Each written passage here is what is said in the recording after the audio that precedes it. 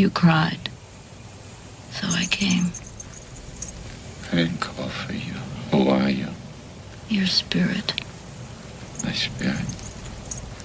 You're afraid of being alone. You're just like Adam. He called me and I took one of his ribs and made it into a woman. You're here to trick me. Trick you? Why are you trying to save the world? Aren't your own sins enough for you? What arrogance to think you can save the world. The world doesn't have to be saved. Save yourself. That was Satan, or Sophia, talking to Jesus in the last temptation of Christ. Depends on your perspective. But you have arrived to a place where you will have the perspective of Sophia, Satan, and even Jesus. Towering above all like Abraxas, the God above God, that we are building together, that unfinished deity and herald of 1,000 new dawns of possibility. By the power of truth, I, while living, have conquered the universe. This is Aeon by Gnostic Radio, an initiation by conversation into the dark corners of myth, magic, and meaning. A crash course in cult culture and conspiracy. A virtuous virus invoking and informing history, holiness, and heresy. Each week, I, your host Miguel Connor, commandeers your connection to bring the most accepted and rejected scholars and provocateurs to your attention. Fun, compelling, and deeply weird. This is the blow-your-mind cocktail party conversation you always wanted to listen in on. All to remember who you were meant to be before Jehovah and his angelic mafia struck you with their neuralizers from Men in Black or some amnesia narcotic from Kingsman. You will remember you are the consummate soundtrack of the counterculture. Champion Eternals for all eternity. And you're going to discover this, as well as new dimensions of yourself you never thought you had. Remember, we've heard transgendered, we've heard transracial, but you are truly trans-spiritual. But in a war between individuality and conformity, the individual is always outgunned. The conformists have the machines on their side. They think they've got all the angles covered. But they forgot two important things. Crazy people, we don't play by the rules. This quote from the Nag Hammadi Library's 3 Stelas of Seth describes our sacred and profane quest through 1,000,000 lifetimes and identities. As we reach the gates of imagination the Zohar mentions. It goes, the way of ascent is the way of descent. Know therefore, as those who live, that you have attained, and you taught yourself the infinite things. And as the book of Thomas the Contender says, for he who has not known himself has known nothing. But he who has known himself has at the same time already achieved knowledge about the depth of the all. Yes, these are bruises from fighting. Yes, I'm comfortable with that. I am enlightened. Worry not about what others say once you gain gnosis, that salvific knowledge, and knowledge that leads to wholeness. As George Bernard Shaw said, the power of accurate observation is commonly called cynicism by those who have not got it. New Agers don't got it. The Orthodox don't got it. Village atheists don't got it. Only us heretics or Gnostic-minded or, yes, trans-spiritual. What is being trans-spiritual exactly? It means remembering our divinity, and it ties in with the last 2 quotes. As Ralph Emerson once said, a man is a god in ruins. And as Philip K. Dick said, a man is an angel that has gone deranged. Let me tell you why you're here. You're here because you know something. What you know you can't explain, but you feel it. You felt it your entire life, that there's something wrong with the world. You don't know what it is, but it's there, like a splinter in your mind, driving you mad. Our astral guest in this eternal now will certainly make you remember your divine heritage. On this August, the year of our Demiurge 2016, on show number 335. That is Edwin Herbert, arriving to the virtual Alexandria to discuss his third eye opening novel, Mythos Christos. It's a book that truly parallels the ethos of Aeon Byte Gnostic Radio. Were aspects of the biblical Jesus narrative modeled on previous Greek and Roman mythology? Is it possible Christ never existed at all? Mythos Christos is a unique story in that it entails a connection between two time periods, circa 400 CE and the present, and reveals certain information about the roots of Christianity everyone should know about. There's no such thing as the Star of Bethlehem. Jesus was born in North Africa. How come in paintings it always looks like he's one of the Bee Gees? Hey, your people stole Jesus from my people. It involves two timelines, one a thriller where the Vatican and an intrepid scholar seek the secrets of the past, the other where Hypatia of Alexandria herself, one of the patron saints of this very show, seeks to hide the secrets of eternity. And these two secrets are one and the same. It's a well-written work, pregnant with Gematria, philosophy, mythology, oh my. And you'll certainly enjoy it as much as I did. For more information on Edwin and Mythos Christos, please visit, you got it, mythoschristos.com. Crucifixion? Good.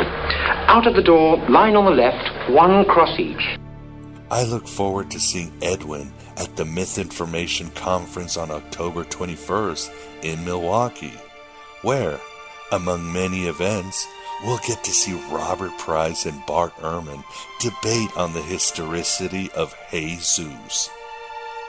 Check this out at mythicistmilwaukee.com. Hope to also see Richard Carrier, Rob the Deacon of Doubt, Sean and Fritz, Dan Barker, and so many other lofty truth seeker warriors. Some people lose their faith because heaven shows them too little. But how many people lose their faith because heaven shows them too much? Please support Aeon Byte Gnostic Radio in any way you can. A few shekels here and there. Join my Patreon campaign or support via the Amazon affiliate or wishlist campaigns. Buy some of me mind-expanding, reality-dispending books like Voices of Gnosticism, Heretic, or Stargazer. Share or give some good reviews on our iTunes, YouTube, or Stitcher channels. Tell your family about Aeon Byte at the summer family vacation, and then run for the nearest bus or safe space. Your support solely keeps this Red Pill cafeteria open. Oh, and check out Scott Smith and his book, God Reconsidered, where all religions and secular ideologies are scrutinized, ultimately falling short to Gnostic philosophy. You can find more information on Scott at, you got it, godreconsidered.com. And thank you, you veterans of 1,000 psychic wars who support this Hobbit podcast on a weekly basis. You make me feel like a natural Aeon. We're gonna do so many wonders together. I just know it. I just know it. Build vast futures of light and universes of artistic potential. Remember so much. You have to consider the possibility that God does not like you. He never wanted you. In all probability, he hates you. This is not the worst thing that can happen. It isn't. We don't need him. We don't agree. Fuck damnation, man. Fuck redemption. We are God's unwanted children. So be it! Let us do the interview with Edwin. And right after, as a bonus, you'll hear our original interview with my dear and departed Acharya S from our 5th show. I still miss her very much after her passing on Christmas Day last year. Seems appropriate, as this is a show about mythicism, mythology, and tearing the veil of subterfuge, or whatever you want to call it, that veil of lies the elite have placed over the meek and kind for thousands of years. The empire never ended, but from Acharya to Edwin, the revolution of the spirit and the mind continues here. Doesn't it, Hypatia? I've been watching you, Jack. You're curious. What are you looking for in those books? Will they bring back old memories? You won't get anything from me. My memory's been wiped to protect the security of the mission. Yes. You can't have your precious memory falling into the wrong hands now, can you? You just repair drones. Don't go into the radiation zone. Don't ask too many questions. Not part of the job description. This is the Aeon Byte interview, and with us we definitely have the pleasure of being joined by Edwin Herbert to discuss his new book, Mythos Christos. How are you doing today, Edwin? Excellent. How are you, Miguel? I'm doing great, and thanks for coming on the show. So why don't we start with the beginning? In the beginning, how did you become interested in writing, and what was the process that led you to writing Mythos Christos? Well, yeah, my process of writing was basically motivated by writing Mythos Christos. I wasn't going to be a writer otherwise. It was the information involved in mythicism itself, and from the books of Acharya S and Timothy Freke and Gandhi, Richard Carrier, David Fideler. I think you had him on as a guest not too long ago. Yes, indeed. Yes, great book, Jesus Christ, Son of God. I think it influenced you as much as it influenced me. Yeah, very much so, and it's a big part of my book, in fact, influencing the puzzles within. Earl Doherty, Robert Price, Kieran Berry, and the Greek Kabbalah. Yeah, very underrated book, but I definitely recommend that one too. Yeah, that was a good one. So that was the main thing. It was I had to write this. I wanted to get this information out. I was at kind of a confluence of information that I just thought most people just don't have. They just don't come across this information. And so I thought I needed to share that, and the best way to do it was to make it more digestible to most would be write a novel. Something similar to Dan Brown, not really quite the same vein, but something to get people reading it and being able to access that information. Yeah, your book is far superior than Dan Brown. It's well written. It's rich with information. Like I said, you show all this evidence. And tell me, I remember having Timothy Freke on, and I asked him, so what happened? You were doing your research, and then you went, uh-oh, Jesus might have not existed. And he said he looked at Peter. And he looked up, and they both looked up the sky and wondered if they were going to get hit by a thunderbolt. Was there a moment where you said, wait a second, this Jesus might be just a mythic character? Yeah, it was in that same time period of the late 90s, starting to read that kind of thing. And then Acharya S really kind of solidifying that with a lot of the pagan influences on the Jesus idea. And, it turns out that Christianity really started as a mystery cult, kind of a syncretism of Jewish, Judaism, and paganism. Do you find you are in the atheist movement? Do you find there's a resistance to the mythicist, you might say, hypothesis, or what is? What? Yeah, tell us about that, Edwin. Yeah, so yeah, a lot of that. I get that on Facebook too. Yeah, there's a lot of resistance, and they never give a good reason. They just, oh no, that can't be true. This is, what you've said here is 90% crap. That kind of thing. And well, what's crap? What's wrong with it? And so, as far as I'm concerned, and these are people who haven't read Richard Carrier's works or Raphael Lataster's, so they really don't. It seems they don't know what they're talking about. They really just. You have to read that kind of thing if you want to really get this. If you really want to make an argument, you have to look over minimal mythicism, the most defensible mythicism that there is on the Christ myth theory. And what would you say the most maybe approachable? Do you think it's Carrier's mythicism? Most people don't know there's different strains of it. Right. Yeah, I would say that's the minimal, and that's, like I said, the most defensible. So that I would say is probably the best thing to look at. But then there's this Raphael Lataster's Jesus Did Not Exist, which kind of encapsulates the whole argument and adds some of his ideas to it as well. The idea that pre-Christian Jews believed in a divine celestial Messiah Christ.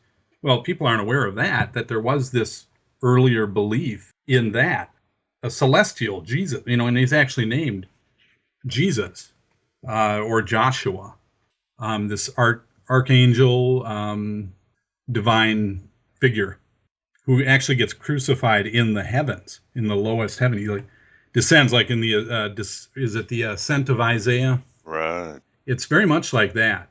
So that was an early belief, and it's demonstrated by Philo of Alexandria's writings on the Logos.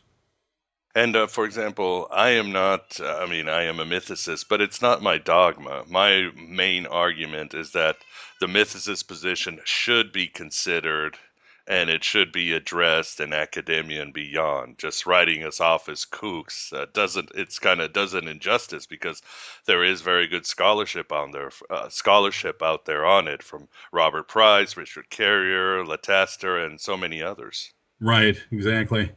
So yeah, this is it is a movement that it's considered fringe at this point. I think 40 years hence it will be probably the standard view.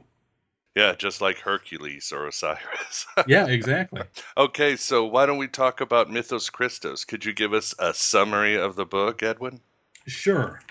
This is really 2 books in one. This is how it kind of differs from anything in its genre, which I honestly don't know about anything in its genre.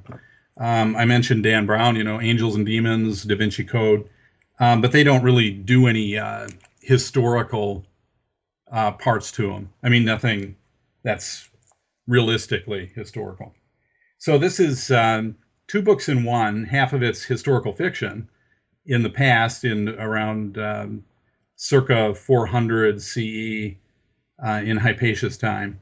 And the other half is in modern day. It's archaeological adventure, treasure hunt, really. So what we have is, if I start out in the past, just to give you some idea of what was happening there. In 391, the Roman Emperor Theodosius issued a decree that there will be no religion but Christianity. So even to raise your eyes to a false idol is criminal. In Alexandria, the pagan philosopher Hypatia witnessed the destruction of the Serapeum. The temple to Serapis, a great white temple on the hill.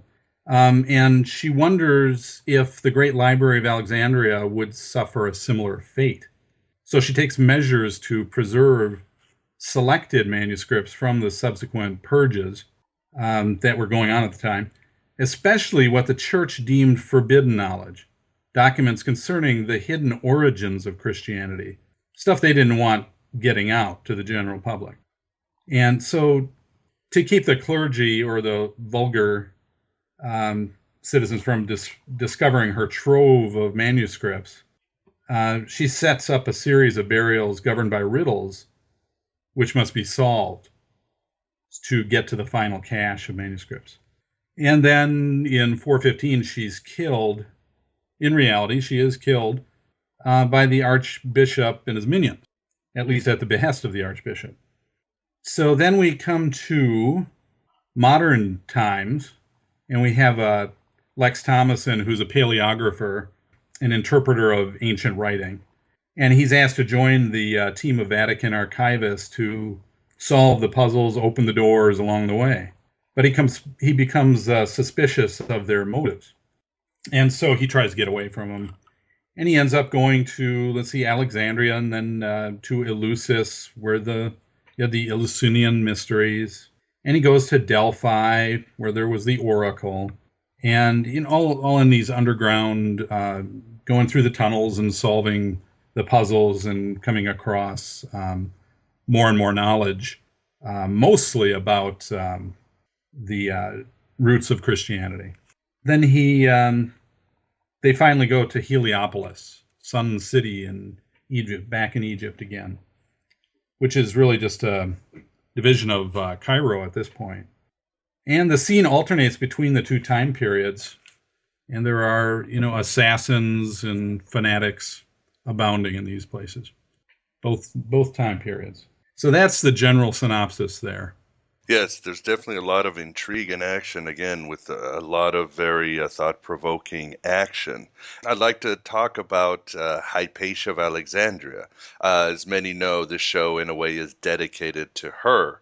I feel her death is in a symbolic way, is really a pivotal time in history when you have the dusk of what was great with the pagan world and the dawn of what was worse with the Christian world.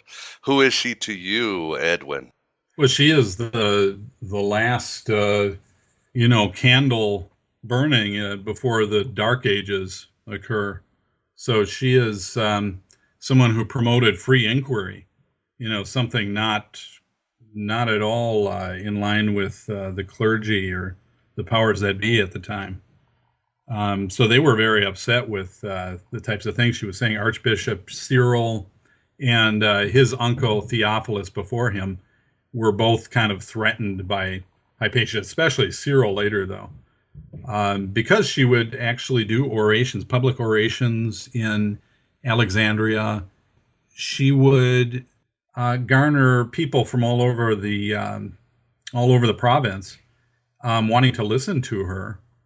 The archbishop was losing parishioners as far as he was concerned, and he saw them lining up. He complained about that in history. You can read about that. He actually complained about Hypatia's orations sucking away people from the church. So she was dangerous, and he basically put a hit on her. And she died in a very horrible way, didn't she? Yes, she was flayed alive, basically. With pottery and shell. They say shells, mollusk shells, scraping off her skin until she died. And then they cut her up, dragged her through the streets, which I don't think Cyril was real happy about. That his parabolani, his minions, basically these desert monks, were doing all his dirty work, and they were making it a little too public. And what's amazing is that, according to history, she was not only a woman of stunning beauty. She, like you said, she was a very sought-after speaker and thinker. I mean, she would go before emperors, and Christians loved her ideas and so forth. And what is amazing, I always find amazing, is that she was a woman of such stature in ancient times. I mean, even the pagans didn't have good women's rights, neither did the Christians. No, not at all.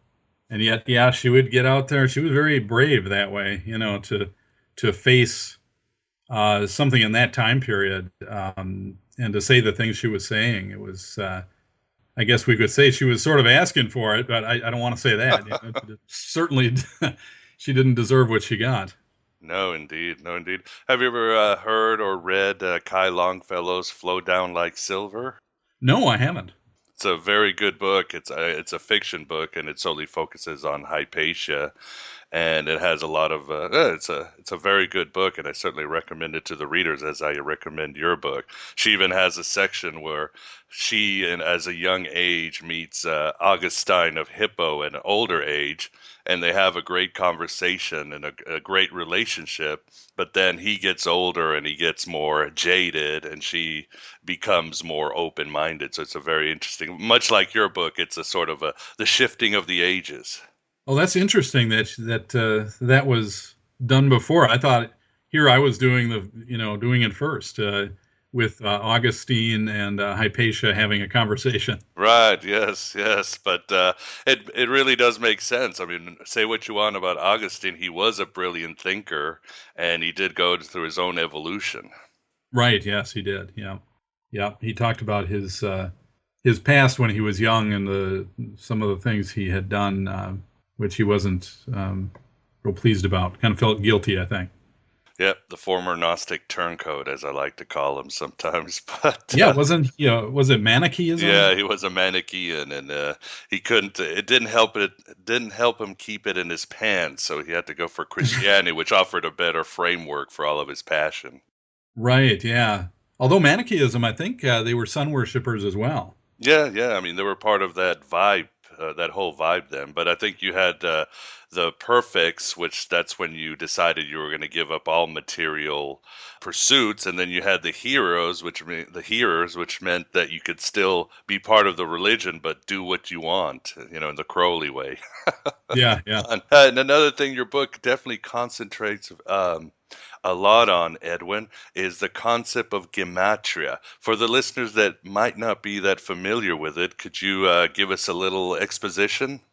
Yeah, Gematria is the Greeks basically they had no separate number system. So they had their 24 letters, Greek letters. They added 3 letters or 3 characters that were just numbers. So they had 27. So 1 through 9, what was it? Alpha through theta were 1 through 9, and then you go 10 through 90, and then 100 through 900. So with the smaller numbers, you could just write out these characters, which were mostly their letters, and add them together, and then you'd have your mathematical system. They had other ways, more complicated, of multiplying, dividing, and things like that. But in my book, I just talk about the addition, the sums. And what this led to then, because of that, was any name or word would have an associated number. If you just add up the letters in the name, like Mythos was 360. And then when they changed the spelling, added an epsilon, Mythos then was 365. So he was a sun god, solar nature divulged by the 365. Abraxas, as you know, is also 365. Right. And like that. So that's a big part of my book. That's kind of the key, the Gematria key to understanding how all this works. And by the way, I have a website, www.mythoschristos.com, in which the reader may want to download the Gematria key on the site. I have a downloadable Gematria key so that you can follow along the puzzle solutions more easily. And the Gematria, as I feel, and I'm sure you feel the same way, we've read many of the same books. I've read, I think Margaret Starbird has a book which it deals with the Gematria. It really was prevalent in those ancient times. It was part of the zeitgeist, if you would. It was really everywhere, don't you think? Yes, it was, and they, in fact, a lot of their mysteries, they actually did do secret messages via Gematria. They did do, they had to hide a lot of things because, again, the powers would not care for what they were doing in their hidden meetings and this and that. So it was used. I didn't really invent much of this. I did put together a few puzzles myself, but most of it was from those years, was from way back. And I was just using them again for this book. Can't we even find Gematria in the New Testament? Yeah, I believe so. I think there were times when it was used. I can't think of it offhand, but it seems they discuss that. I think the feeding of the 5,000 or the 500, I'm forgetting right now. Yeah. Yes.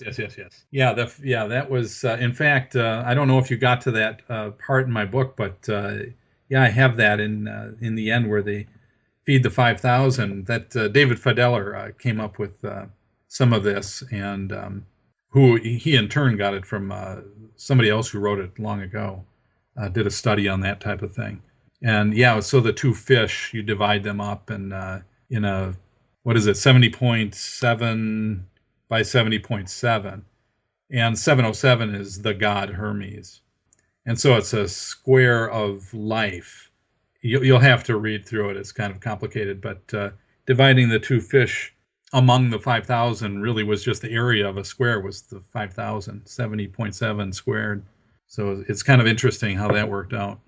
And there's certainly much more. I believe even David Fiedler and others talk about the 666. It definitely has very powerful symbolism. I'm forgetting right now what it is, but it has to do with octaves and all that. Very Pythagorean. You have even a quote in your book that it's something by Pythagoras that math is the only god or something like that. And then even Jesus himself, his name, that's Gematria, isn't it? Yeah, he said numbers were the only verifiable gods. Yeah. There you go. Yeah, it was 666 was a solar number. There's a magic square of the sun, which if you add all the numbers together, it comes to 666. And they knew about that back then. I mean, this was what they were doing. So, yeah, that was a solar number first.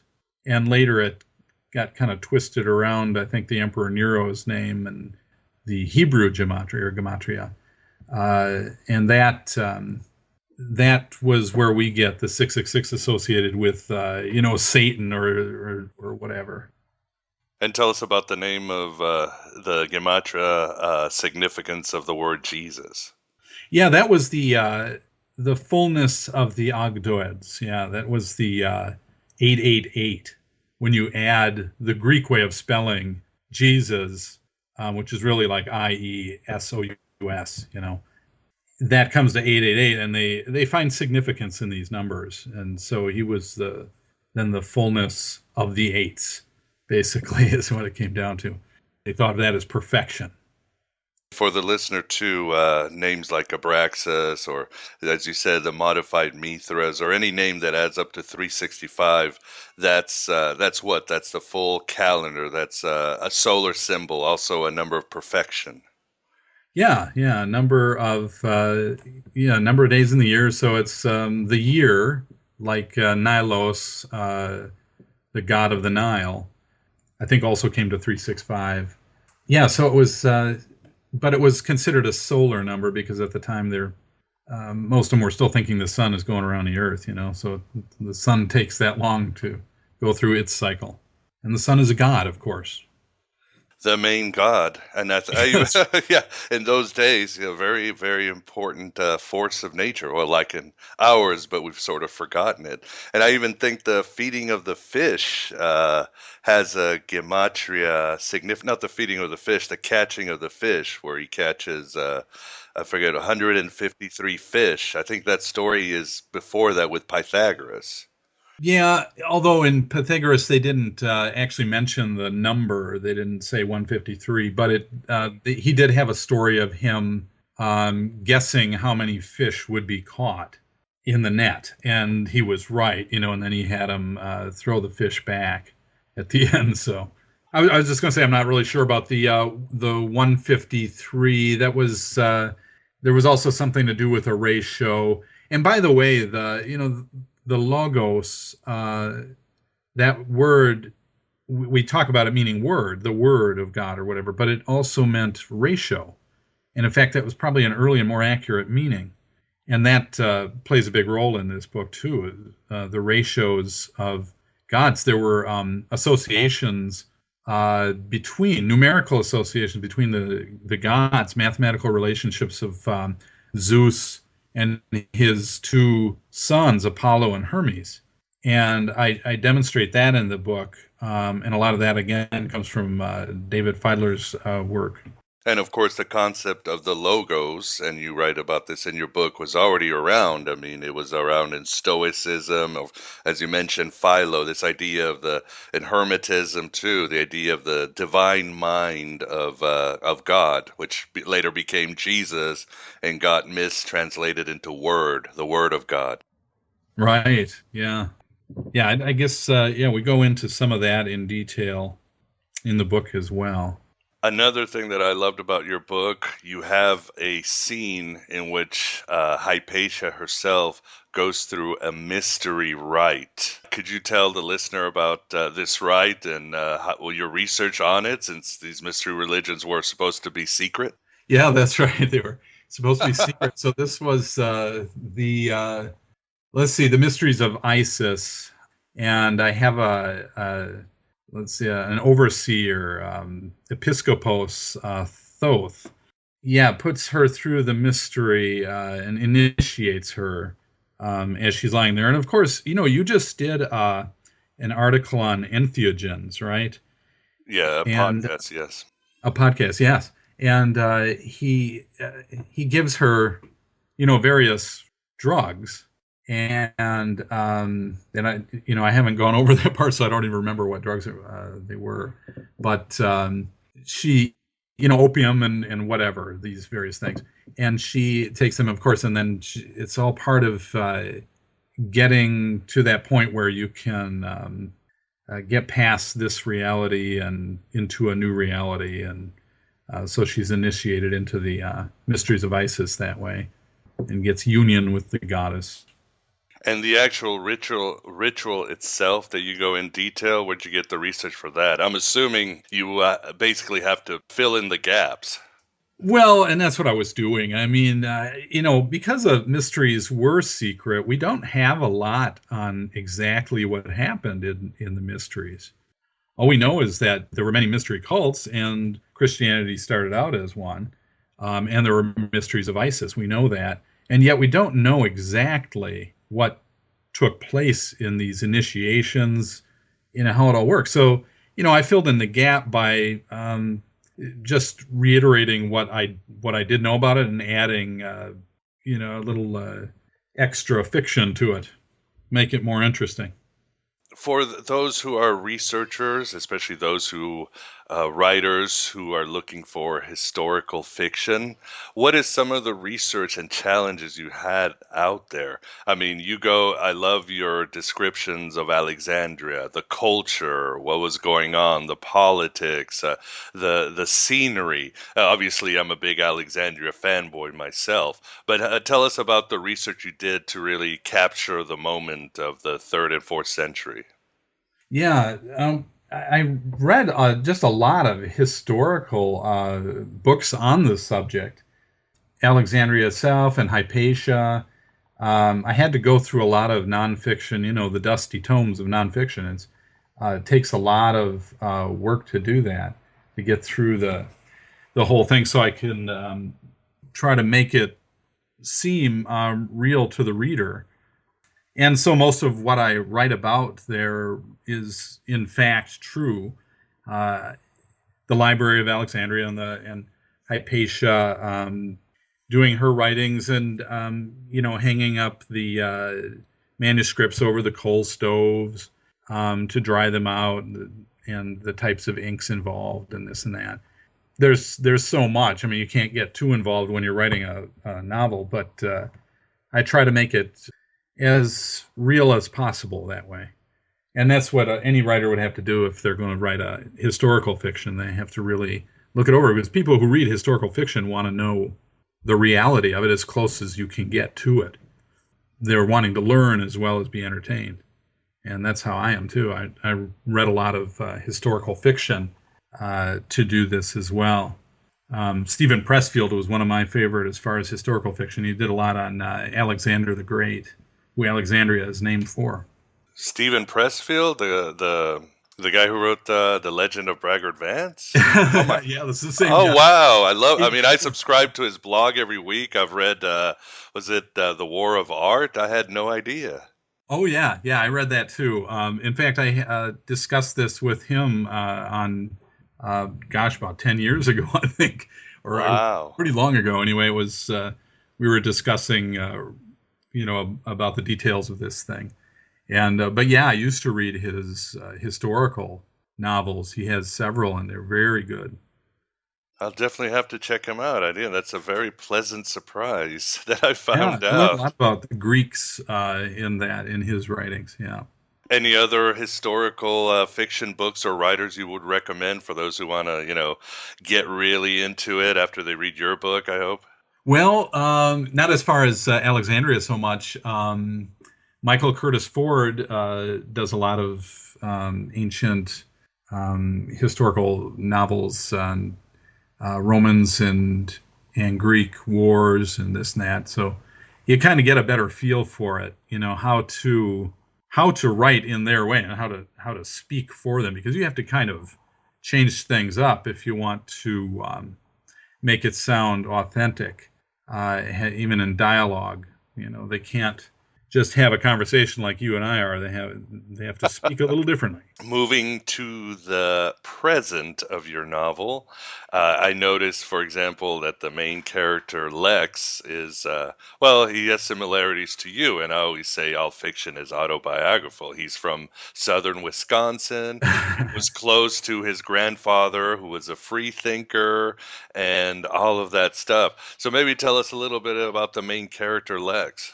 Yeah, Lex, that's right. There is a bit of me in there, yes. And in fact, my son goes to Madison now. Oh, wow. And that's where Lex was going, or had gone, got his undergraduate degree there. So yeah, that was part of it. Now, I added the grandfather part just because my grandfather did play a big role in my life.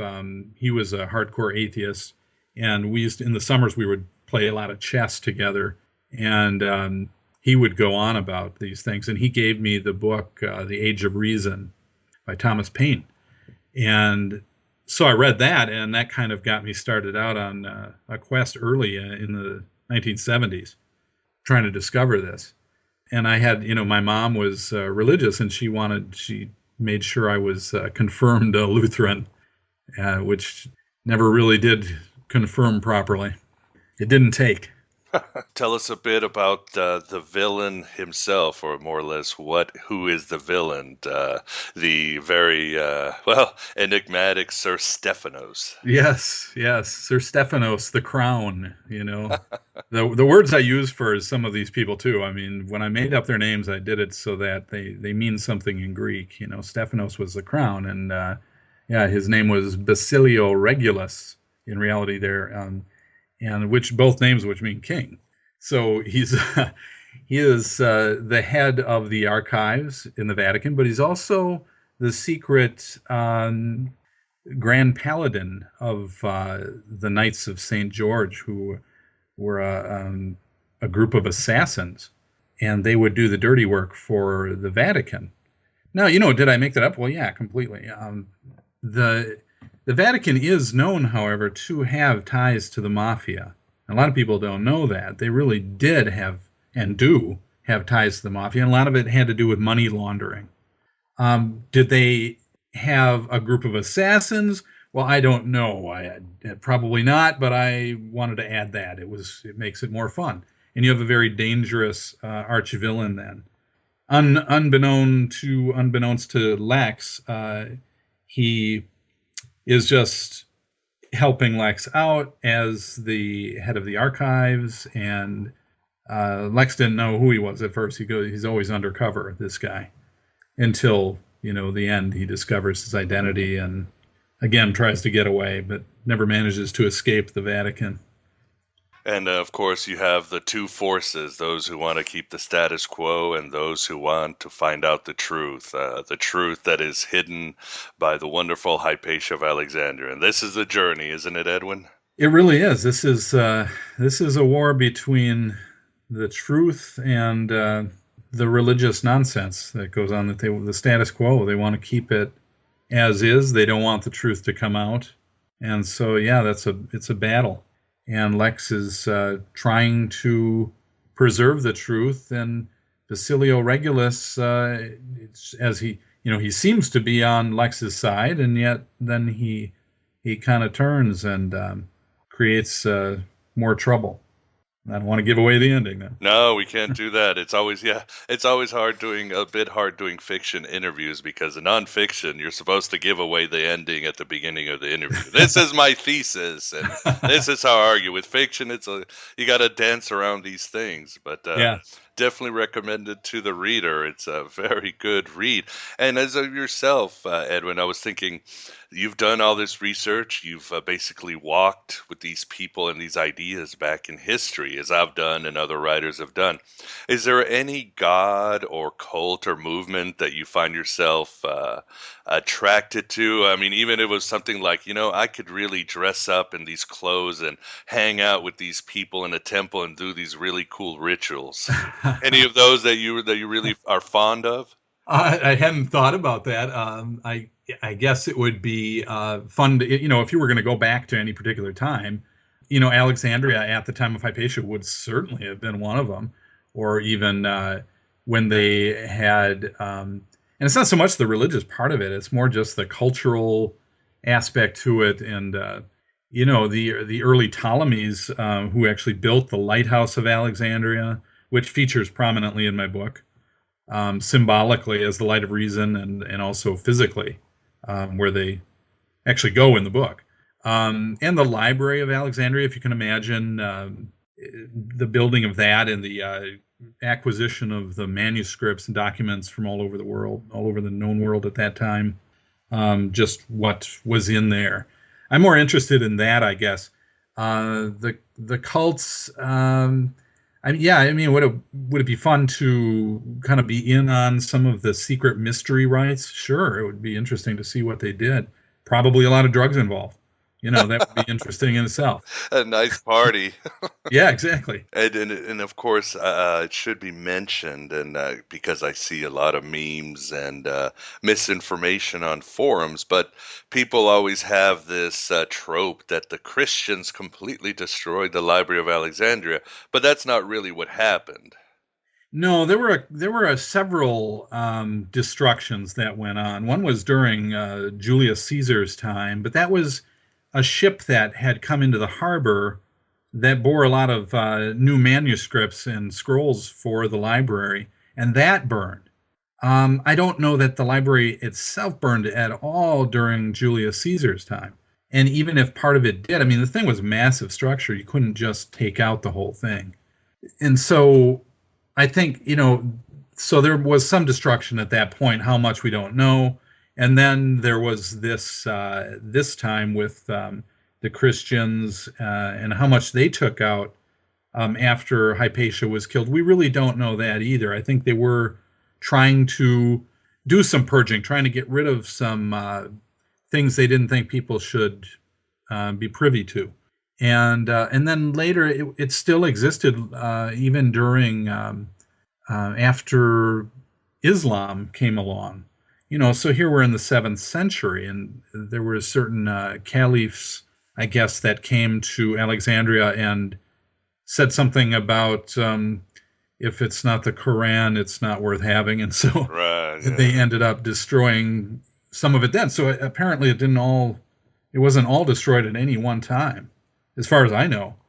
And then it just, enough of it was gone, and scrolls crumble, and you end up with nothing after a while. And the city itself wasn't ever destroyed. It was kind of like Babylon or Detroit. It just kind of fell apart slowly through the centuries. Yeah, right. And a lot of it's just political falling apart. And the Dark Ages come along, and Rome moves to Constantinople, and and the end was slower than people think. I think Justinian was one of the last well-known emperors, and that was in the 500s. So as far as the empire itself, crumbling. Why don't we talk a bit about yourself? What do you do? Tell us about what you do for activism in Wisconsin. You're not in Madison, which my wife is Catholic, but she grew up in Madison, and she's always said it is the hotbed of atheism in the world. But you're a little bit farther apart. or farther away.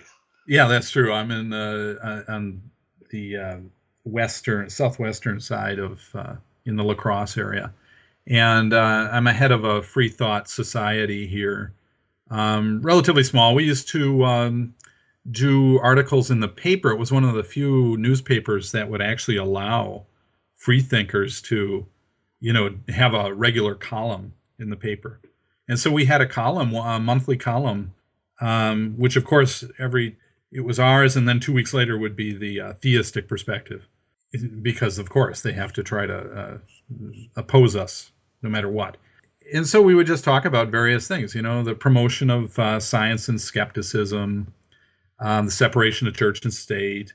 I would write a lot of historical articles and even some mythicism. I touch on mythicism, but a lot of my own group would argue with me about that. So, again, that's not something that's mainstream at all. Oh, it's like you said, it's fringe in all communities. We're the minority of the minorities.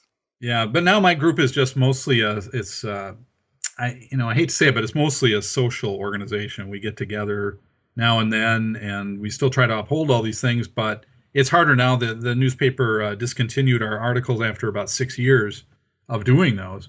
And that was our main thrust of really getting out the word to the people in the area.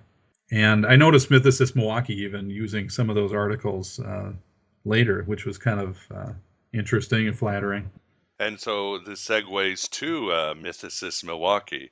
You are going to be at the conference that I'll be as well, the Myth Information Conference in October 21st. Right. I'm actually a sponsor for that. That'll be a debate between Bart Ehrman and Robert Price. Did Jesus exist? So yeah, it's right up my alley. And I want to be there signing books. I'm hoping I have books at the time. I have a publisher who's really having some technical issues as far as getting a physical copy of my book, physical version. They want to do a hard cover. I'd prefer just to do a paperback that's cheap and I can, get them out there. So I'm going to look to have something to hand out to people. Hopefully it's not just bookmarks. But I'll do what I can. Hopefully I have books to sign there. And at this point, my book is an ebook at this point. So if you have a Kindle reader or any kind of reader, you can read it now. You can get it on Amazon, Barnes & Noble, wherever. But hopefully a hard copy. A lot of people like that tangible book. Definitely look forward to seeing you there. And for the listener, it is go to mythicistmilwaukee.com for information on the Myth Information Conference. God, I'm repeating myth so much, I'm going to have a list by the end of the day. But and for Edwin's site, please visit mythoschristos.com or just shoot me an email if you want more information, Miguel, M-I-G-U-L, @thegodabovegod.com.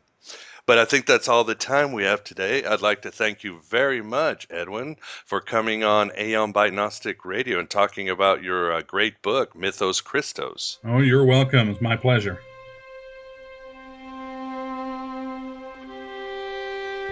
Only Christians have been permitted to enter the library since it was torn. It is a provocation! Allow me to suggest, if you consider your presence so essential, why not let yourself be baptized? The majority of us here, beginning with our prefect, have accepted Christ. Why not the rest of you? It's only a matter of time, and you know it. Really? It is just a matter of time. Well, excuse me, honored member, but as far as I am aware, your God has not yet proved himself to be more just or more merciful than his predecessors. Lady! Is it really just a question of time before I accept your faith? Why then should this assembly accept the counsel of someone who admittedly believes in absolutely nothing? I believe in philosophy.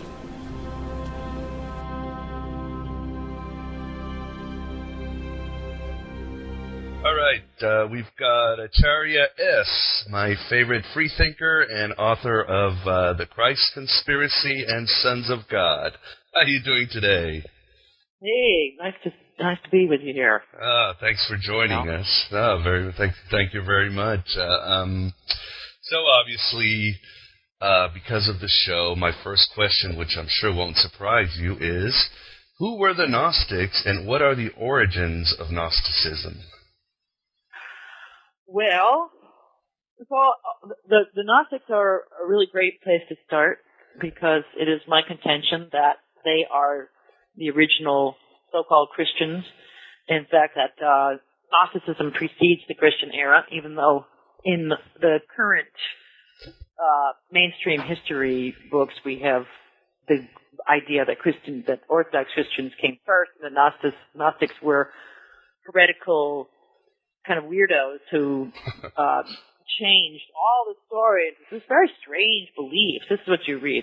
Right. What were they thinking when they decided that Christ had not really walked the earth, but all of this had taken place in the pleroma? Forgive me of all the terms. It's the terminology within Gnosticism. I'm convinced. If we can give background onto what my main thesis is, I am convinced, and I have written books on the subject, that the main figure of Christianity, Jesus Christ, is as mythical as the major figures of other ancient religions, the Greek, the Roman, the Egyptian, characters such as Hercules, Zeus, Athena, all these great gods and goddesses who were believed in and propitiated all around the Mediterranean and beyond into India. And you find gods and goddesses all over the world, thousands and thousands of them throughout history, going back at least 5,000 years in text. But you find religious concepts that have to have been even older than that, and then I should say more than 5,000 years going back in text. But that also in cave drawings we find, and in burials we find ritualistic aspects that are clearly indicative of religious concepts. And in my work, I've been able to trace some of these concepts back tens of thousands of years, 20,000 years. Right. Those mostly are going to be astrological elements, astronomical elements, which under the auspices of religion become astrotheology. And so in the creation of this central figure within Christianity, Jesus Christ, my premise is that there were members of a fairly well-organized brotherhood of mystery schools ringing the Mediterranean, and that the Gnostics were highly involved in this, and that they actually, that term is somewhat definitive of this brotherhood because it covers all the different nationalities that were involved and the places. You can just say it was Gnostics who orchestrated this, but then there were Syrians and Egyptians and Jews and Greeks and Romans and Samaritans and all that whole area there. I don't even know what was going on in Spain. I'm sure there was something going on there too. But you see these elements within the Gnostic terminology. You see Syrian language, you see Hebrew, you see Latin, you see Greek, and some terms that are claimed to have been something like Chaldean, which is proto-Hebrew, which is a vulgarized version of Chaldean, but that some of these terms that are not traceable, possibly such as your pseudonym, Abraxas, right? That these are, where do these words come from? Even Sanskrit terms are in there, but there's a very interesting line of study that I would like to participate in with some real Sanskrit scholars. I'm not a Sanskrit scholar. I know a few words here and there, but it's a very difficult language. But Sanskrit is sort of like this artificial language that highly evolved and looks like it has elements. It's very related to Greek and Latin, but also other scholars dating back a couple of centuries have found the correlation between Sanskrit and Chaldean, which is really Hebrew. Wow. Yes, and there are correlations between Sanskrit and Egyptian language. So now I know that in modern linguistics, these things are supposed to be separate branches, which is a sort of strange idea because at the same time within linguistics we have constant theorizing of a mother tongue. Right. And now it's called Gnostratic, and it's supposedly coming out of India about 12,000 years ago, or 12,000 BC. Mm-hmm. But at the same time, there's this clamor, there's this hysteria to make sure that Hebrew and the Semitic tongues are separated out, and that they have no connection to Sanskrit or the Egyptian tongue or the Proto-Sanskrit Vedic, that they're absolutely uninfluenced. That, of course, Hebrew is a separate language, and it's the fervent Jews would say that it is the mother tongue. It is the language of God. It's the divine language. The Chaldeans certainly believed that of their Proto-Hebrew. Mm-hmm. But that, therefore, also that, of course, the Bible has nothing to do with the Egyptian religion. Egyptian religion had no influence on it.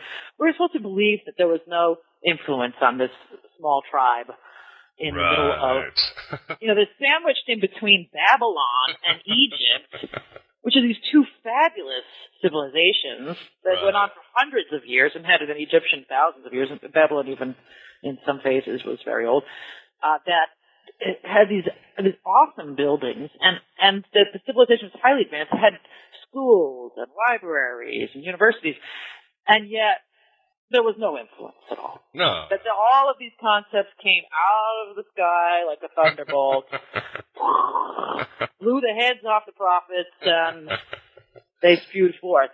But it's complete and total malarkey. And in fact, what is so sad is that sandwiched in between these magnificent civilizations, almost nothing occurred there other than the pilfering of myths and religious traditions. Right. Isn't even Moses an Egyptian name? I mean, it's all over the Old Testament. Right. I mean, isn't the Ten Commandments, can't you find that in the Egyptian Book of the Dead? Well, the Code of Hammurabi, it is said. Of course. And then you have a tremendous amount of Indian religious elements within Judaism. And here we are, we're going into Judaism now because it does, all of this will eventually tie back into Gnosticism, of course, because I'm giving a picture now of the area in which Christianity was supposed to have been generated. And of course that would be Palestine, Israel. Now, it is my contention that is not an accurate picture. That, yes, certain elements of Christianity did evolve out of there, but also to the north, where Christians were supposedly first so-called, there is in Syria. Right. So that we have a little bit north of there. And then, of course, Egypt, big factor. We have the University and Library of Alexandria at the time. Enormous library. People don't realize how big this thing was. At least 500,000 scrolls in there from around the known world. Wherever travel had been taken up, people were trying to get books. Now, whether they succeeded or not, I don't know. But I do know that the rumors about the Library of Alexandria were that they may have even had Chinese books. They may have even had scrolls or writings from the codices or something from the New World. We don't really know. There were rumors about things beyond the Pillars of Hercules, which was the mouth of the Mediterranean, and the Phoenicians were said to have gone to these other lands, the New World, and there supposedly are artifacts of Romans and Phoenicians in Brazil, in Rio de Janeiro. Wow! In that magnificent bay there. So now all of this is rather slippery, obviously, and these indulgences of mine, of course, cause great problems with the orthodoxy. But didn't orthodoxy destroy the library to begin with? I mean, I've heard it was Christians, I've heard it was Muslims, I've heard it was Julius Caesar. Right. What is your research, Sonia? Who was the one who destroyed the internet of the ancient times? Yeah, really, that's a good point. And that's true, because people came from all over the world to the University of Alexandria. At the time of the formation of Christianity, there were Indians in Alexandria and in Rome There were Buddhist they monks, too. They were Buddhist monks, and they were telling their tales. Mm-hmm. Now, even if they didn't go out on the streets and proselytize or write inscriptions on stones that are visible to us, they were telling their tales at least among their fellow religionists, which is a really classic act of priesthood. This is art of priestcraft. Is these guys would swap war stories, so to speak, Right. and they would tell, who could top the other. Well, my God was raised from the dead. Oh yeah. Well, my God was raised from the dead, and he went down into hell, and he pulled David out of there. Okay, that's the Lord and Savior Jesus Christ. They met a bunch of Jewish people down there, so there was always top this. Can you top this stuff going on? Right. And so, who destroyed the internet of the ancient world would be, the history books have it this way. They have the Romans under Julius Caesar, but that was not intentional. Supposedly there was a battle at the port and a timber where they were burning somebody's ship or something. It burned the part of the library, but not all of it. Then, of course, in the 4th century under the wonderful Bishop Cyril. Oh, yes. They burned the whole thing down, and the Serapeum, where some of the scrolls have been moved. Serapeum being the temple to the god Serapis, which just happened to look exactly like the pictures that we have of Jesus Christ. Yeah, he was the first Caucasian Jesus, wasn't he? The Greeks were Caucasian, but the Serapis is a hybrid god. Would be very interesting within Gnosticism, because Gnosticism really is an amalgamation of everything that you can get their hands on. Oh, yeah. Let's renovate it. Yeah, right. I think, this is Christianity. My premise is that Christianity is an amalgamation of all of the religions and cults that were around the Mediterranean and beyond, and that it was designed to unify the Roman Empire under a single state religion. Ah. And that's not how it started, though. It just started as this kind of movement, and then some people in Rome said, hey, if we imitate the Roman Empire, structure it, no? No, I see it as a concerted effort. Not necessarily, you can claim that the Romans didn't seize upon it until it was already a concerted effort. Right. No, I'm talking about the ones who, the bishops, the Orthodox bishops and stuff. They didn't exist at that point yet until they actually are created then at the same time as the Roman. There's going to be, we find there's a structure. I think it's Albert Ellegard brings this out really well. That there's a structure around the Mediterranean prior to the Christian era, even the Orthodox Christian era, which is supposedly beginning right after Christ's death. That we have churches rising up. Even though in the gospel they're always talking about the churches, this and that. It's like, what? How did that exist yet? And that's why we have clues to this organized structure that had. There was already they're chastising the church, like Pauline epistles, chastising the churches for things that must have been going on for decades, rather than just a short amount of time that supposedly this brand new thing had sprung up. So we have bishops, and we have a whole church structure, and this is also shown in the Dead Sea Scrolls, which have I know there's all kinds of rumors and foolish talk about the Dead Sea Scrolls, but it's so far what I have seen and what has been studied by scholars who are much more involved in them than I am, like Robert Eisenman. Mm-hmm. These scrolls contain not an inkling of what is determined Orthodox Christianity. In other words, they don't have the words Christ, Christianity, Christian, unless of course you look at the term anointed that is used in or there's a righteous teacher or something like that. Yeah.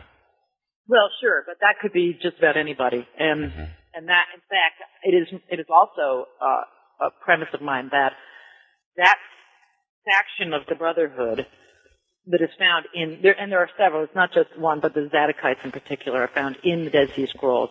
These are the sons of Zadok, who's a high priest, a priest under Anyway, like in the 8th century BCE, Zadok. That these Zadokites are a very fanatical Jewish aspect of the Brotherhood, that they're trying to impose their particular flavor, if you will, on the same sort of structure and mystery school, and it also has a savior. You find this character named Joshua. He's very central to some of the Zadokite texts. Mm-hmm. And it's traceable by Joshua. Joshua in the Greek is Jesus. Mm-hmm. And in the pre-Christian, in the Greek Septuagint, which is the translation of or some say it's not a translation actually, that is this Greek Old Testament that precedes the Christian era, the word Joshua is translated as Jesus. Mm-hmm. So you have this hero named Jesus who brings you into the promised land, essentially bestowing salvation upon you. And there's no historical fact to Joshua, is there? No. It appears to me that Joshua is a remake of a Canaanite god. The Canaanites being pre-Israelites in large aspects, like that. These mergers, this constant merging going on, right, of tribes all over the place, and they're taking each other as gods, and they're usurping them, or demoting them, or turning them into patriarchs. And you have a sort of a northern kingdom flavor to Joshua, that this was a northern kingdom god. Uh-huh. And this god is sacrificing or hanging people in his name, which is a kind of a very clear human sacrifice ritual in the name of a god. The name of the god Jesus. Uh-huh. The sacred king ritual is being committed. In my book, Sons of God, Krishna, Buddha, and Christ Unveiled, I go into it pretty extensively into the probability that Joshua is an ancient Canaanite god. And I see also, and I do this in that same book, Sons of God, which is spelled S-U-N, Sons Mm-hmm. of God. I also show that the Dead Sea Scrolls seem to have as a central figure, or some of them anyway, this Joshua God. So we have elements of a pre-Christian Jesus cult in the Dead Sea Scrolls, but they're not talking about a historical character who lived at that time. Mm-hmm. If anything, the ideas that are contained within them are contributing to what we find as later Christianity. But at the same time as they're being formulated, you find in Syria what is really the heart of what became called Gnosticism. This is a term that, although it is used monolithically in that particular era of the first, second, third, fourth centuries of the Christian era, the term Gnosticism can refer to knowledge. So you could theoretically say that the Orphic cults were Gnostic. The Pythagoras was a Gnostic. Yeah, you mentioned Pythagoras, Plato, and Philo of Alexandria. And you know what's interesting, Acharya, is that when I interviewed Stephen Davis, he also agreed that Syria is kind of the esoteric center as well. Yeah. That's where Gnosticism supposedly blossomed out of it. At the same time, you have Christians being first called Christians there at Antioch. So is that true? Is that just propaganda from Acts of the Apostles? Do you think that's true? Well, I see no reason why they couldn't have been called Christiani. There may have been probably people called Christiani too. There's that whole Christos thing going on too. Right. Or Christos. And then you just find all of these correlations between and a clear-cut network going on between Syria and Antioch and Corinth, which we're in the center of Dionysian religion, with Orphism. And then that's connected to Egypt. And then in Alexandria, you have the Therapeutes, who, in my mind, no doubt, Eusebius claims that the Therapeutes states clearly. The texts of the Therapeutes are the origins of our Gnostic, our Gospels and Epistles, which, in other words, this Egyptian pre-Christian sect is being fingered as the Alexandrian branch of the Brotherhood that contributed to Christianity, and it's clearly stated, and I think that's accurate. Now, they don't go by this name Therapeutai for very long. We only find them mentioned as such in Philo, basically, of the texts that remain. I think Josephus mentions them, but that's about it. Oh, yeah, okay. Then, yeah. But in passing, I'm not. I have quite a bit about the therapeutes in both books, but especially in Sons of God as well. I have a large chapter called The Mysterious Brotherhood that goes into all of this stuff. That I don't think there's anything quite like this chapter. It has just from the demonstrations, another undiscussed aspect of the Brotherhood that is very profoundly influential in Christianity. Mm-hmm. And that what you start to see is this isn't a bunch of goofy ragtag silly people wandering the desert who suddenly come across God incarnate, and they're like, whoa, oh man, oh wow, and supernatural Genesis, just all of a sudden this thing spreads and everybody is taken aback. They're like, whoa, these new concepts are just so wow, mind-boggling, and let's go preach and martyr ourselves immediately. Yeah, no, it's completely erroneous. You have this extremely organized, well-funded brotherhood who already have all of these concepts, and they're all competing with each other. Who's going to take over the reins and be the dominant force within this brotherhood? And even this is reflected in the Pauline epistles, where he's going from one place to the next. Just happen to have seats of esoteric brotherhoods in them: Ephesus, Corinth, Thessaly, just Thessaly, celebrations. The travels of Paul, oddly enough, take place in the same route. It's the reverse of the route of the travels of Apollonius and of Orpheus. Yes, I remember you mentioned that.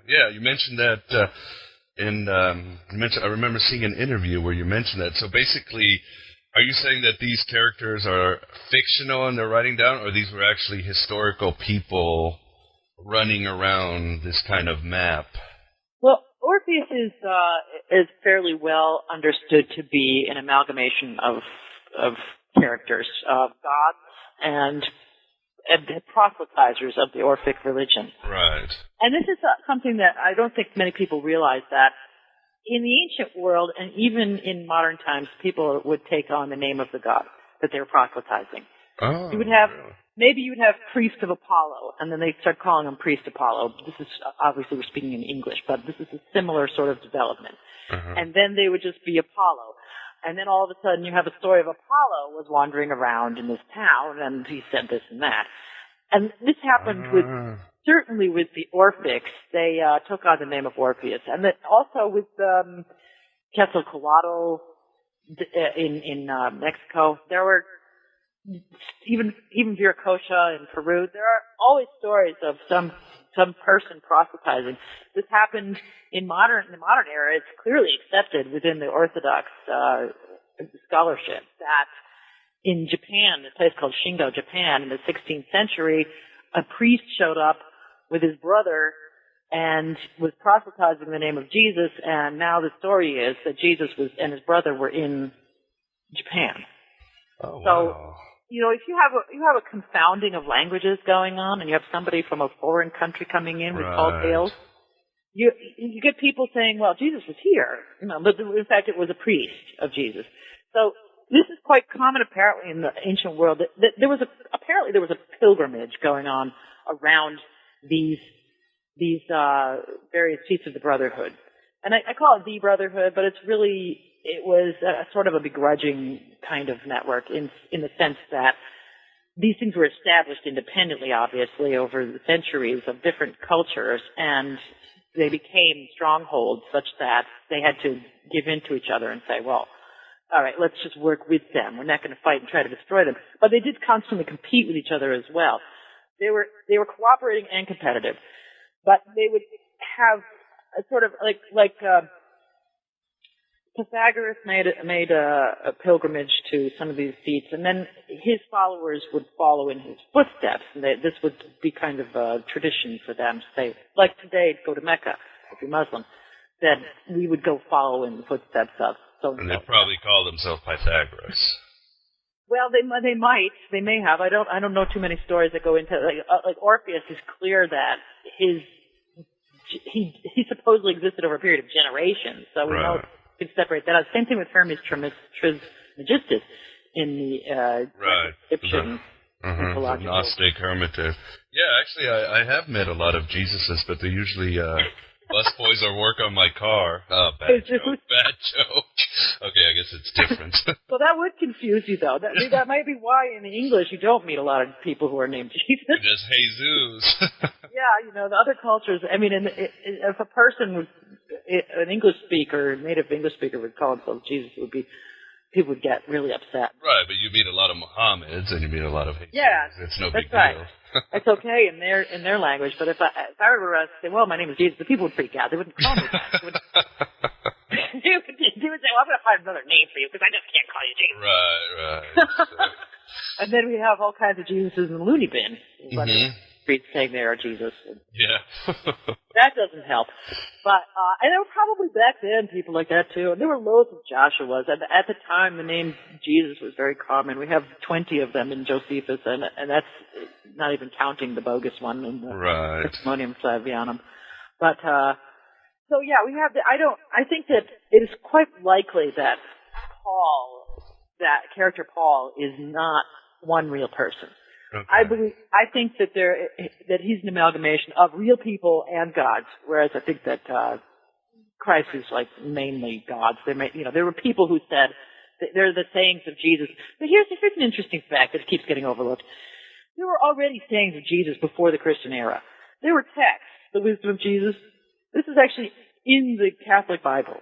And yet nobody thinks, well, that's kind of weird, isn't it? Some guy named Jesus before the Christian era making statements that end up as a book of the Bible. It's like, scratch my head. And then this wisdom of Jesus was translated by his grandson Jesus. So we have at least two generations of wise people who are involved in wisdom sayings named Jesus before the Christian era. So, this could have been part of the Joshua cult.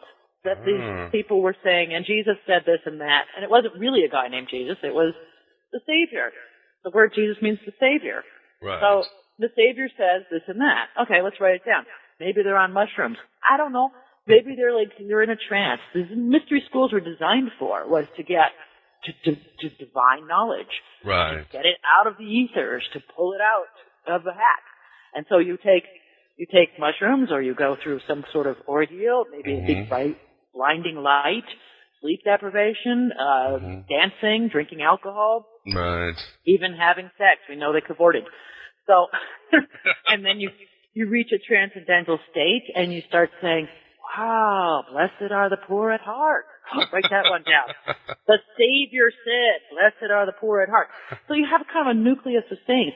And in fact, it's the sayings and the mythos and the ritual that are the factors that tie all these mystery schools together. Brotherhood network.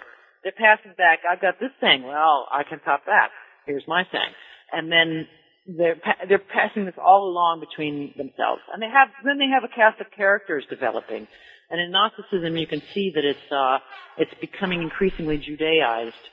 And that in itself is taking place not only in Syria and Judea, but also in Alexandria, where at least 50% of the populace was estimated by, I believe it was Philo, at the exact time we're talking about.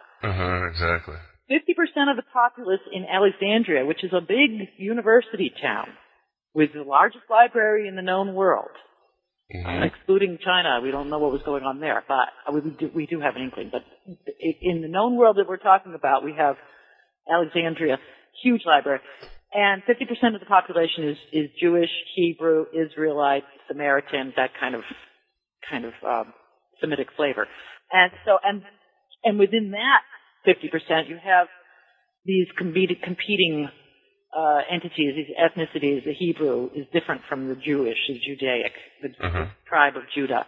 And the other tribes are represented in here. And then we have the sort of northern kingdom people who are, we call Israelites, but they would be Samaritans. They would also be Galileans, eventually. Galileans and Nazarenes and Essenes, and there's just so many of them. It goes on. And the Nazarenes are a very important part of the puzzle, as we know from the title Jesus the Nazarene. But we have within that a lot of money coming from, particularly the northern kingdom, the Samaritan area, the Galileans, that is pouring into Alexandria, into this university.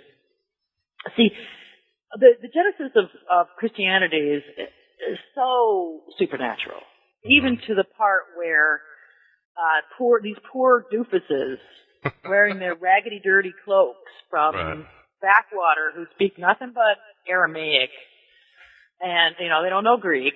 So all of a sudden they're writing Gospels in Greek, in educated Greek. And all of a sudden, they got tons of money to be influencing. I mean, they're traveling all over the place, and all of a sudden they've got they're traveling even to India, according to the stories. They've got they're bending the ear of important figures. They're converting Romans. Well, the Romans are worshiping their own Caesar as God, and they're going to convert. I mean, like, stories from the backwaters of a despised territory. And we're just going to fall down on our knees and start worshiping this guy. Right. Wow. That really is supernatural, I tell you.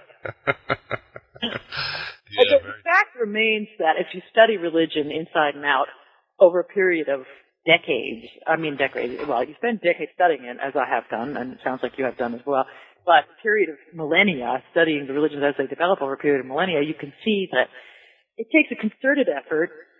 There's no supernatural genesis of ragamuffins running around. Sure, there will be proselytizers, as there are today, who are bringing this into some places, but generally speaking, other than going into the jungles of Brazil, they're going to have some funding to really make an impact on the local culture. Right. You can't just, in India, for example, we're supposed to believe that Thomas wandered into town and converted Goa, the whole town of Crete. It's ridiculous. Right. They don't just relinquish their religion when some raggedy, dirty traveler comes into town and says, "Hey, you're the son of God in Judea down the road there," Oh, kid, welcome. We're like, no, sir, come again. No. And so what's they've only been worshiping these gods for thousands of years. They're going to drop it like that. Right, yes. Oh, and of course they don't have any of those concepts. Well, tell us about your God. Like the priests there have been just twiddling their thumbs. They haven't been thinking of everything they can to throw into their religion. They don't have their own apologetics ready. No, yeah, right, exactly. I mean, it's a very it's kind of a puerile perspective of reality once you get into it. It may be useful when you're a child to think of these things, but if you actually are very interested in your own religion, you start studying it, and then it won't become your own religion anymore. Yeah, exactly. And it never is your own religion anyway, because it's all secondhand passed along. Right, it's your parents or somebody handed it down to you, basically, all packaged, and this is it. I know a lot of people go, well, she's attacking, they say about me or something. They say, she's attacking my religion. I said, well, wait a second now. It's not your religion. Did you make it up? Okay. I was also born into this religion. I can claim it's my religion. And so now I'm going to interpret it, because if we were to listen to you talk about it, I'm sure you would be interpreting it too. Probably through the mouth of your pastor, because most of the people, unfortunately, are not even studying, they're not reading the text. They may go to Bible studies, but still everything is picked out of that for them. Right. And it's already translated.